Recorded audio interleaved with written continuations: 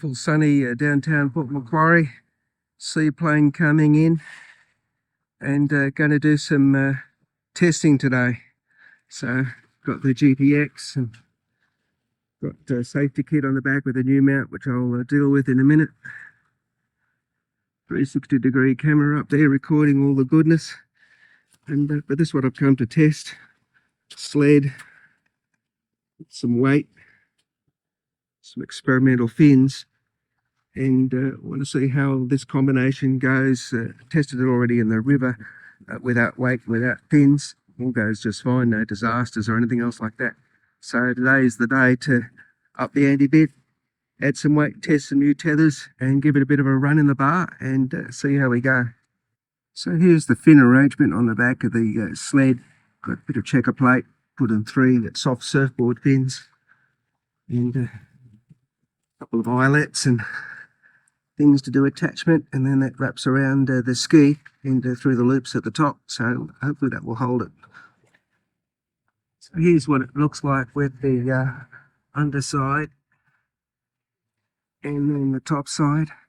Going to run the straps through the rearmost handles. I'll put it in the rearmost position to start with. It's not going to go any further. I might get a little bit of thick rubber and put that around the buckle, between the buckle and the side there, just to prevent any chafing, but it's not going to do too much today. So I'm guessing at the back we'll probably have the better bite, and hopefully that will do what I'm hoping it'll do, which will keep it tracking nice and true in the rougher stuff. So here's the sled attached to the back of the ski. Standard, these sleds come with eyelets at the sides and the front, and that gives you 3 attachment points. They come with these long, very strong black bungees which go to the back of the ski, to the standard bracket there. But I don't like having just a single item, because in case it fails, so I back it up with marine grade straps using the same eyelets, but as well as being attached to the same point, but they go around to a different part of the ski altogether. I've got this custom made item here. Gives me a couple of outlets which I'm going to use for power and bilge pump. Got a very handy attachment point at the front, so that means I can get perfect tension on it. It was already pretty tight with these things anyway, but even better with here. And it gives me plenty of backup. So with them, 2 on each side and the center, it gives me 5 different things. I don't think 5 things are going to fail, but we've got plenty of backup just to make absolutely sure nothing is going to depart. Safety kit installed back on. You can see where that strap went. There's plenty of room underneath here. I've got the mount sit nice and well above the deck level, so I could have fed that strap through without taking off. I just wanted to show everyone.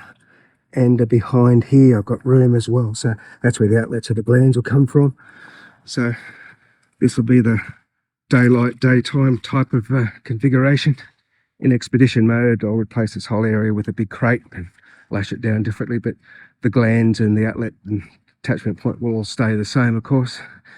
And next step, start putting some stuff on the ski and give it a bit of weight. So here's the bag attachment. Standard has these clips down the side. The bag itself has got 4. My sled has got 3, slightly different brand, from the same manufacturer.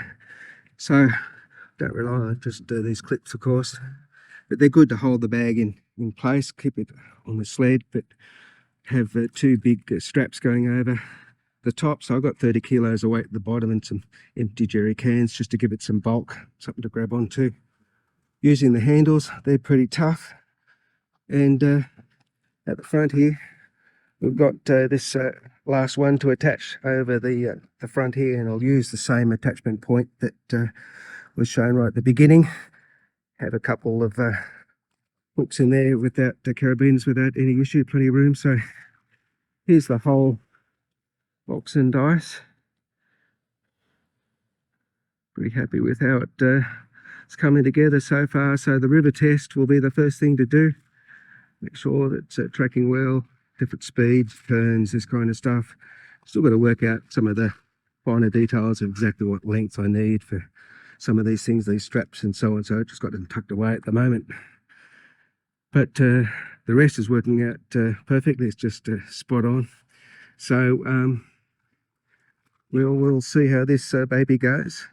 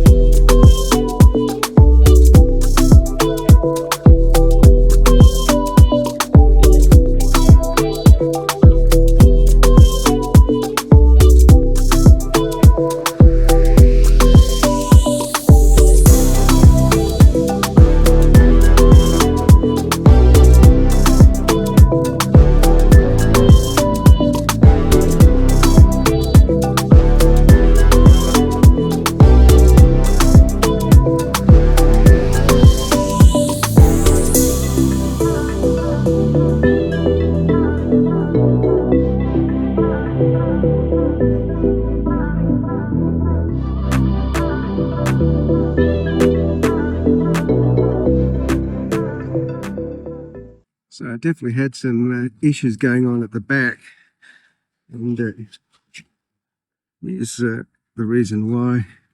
Completely buckled. It really took some hammering. That's just in a river run, so clearly that isn't going to work. I'd noticed some very ponderous type of handling and so on. So we'll ditch this for now, and also make a bit more of adjustment on this nose, just bring it up a bit of a tad, and skewed off at a very slight angle. Might have been due to the way this thing is dragging around. Started out okay, but didn't end up okay, so we'll give that idea a little bit of a miss for now. We'll see what else we can think about.